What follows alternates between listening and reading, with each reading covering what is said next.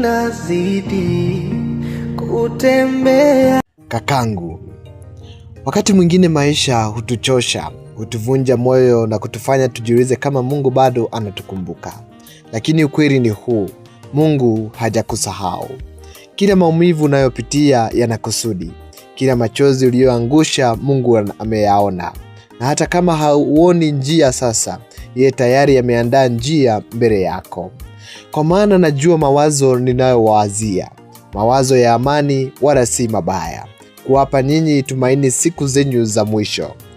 Leo simama kwa imani, hata kama moyo wako umechoka. Uamini Mungu hata kama mambo hayaeleweki, kwa sababu kile unachopitia sasa si mwisho wako, ni sehemu ya ushuhuda wako. Usikate tamaa, endelea kuomba. Mungu yuko pamoja nawe. Wiki hii acha imani yako iwe kubwa kuliko hofu yako. Mimi ni Mbugua Njoroge.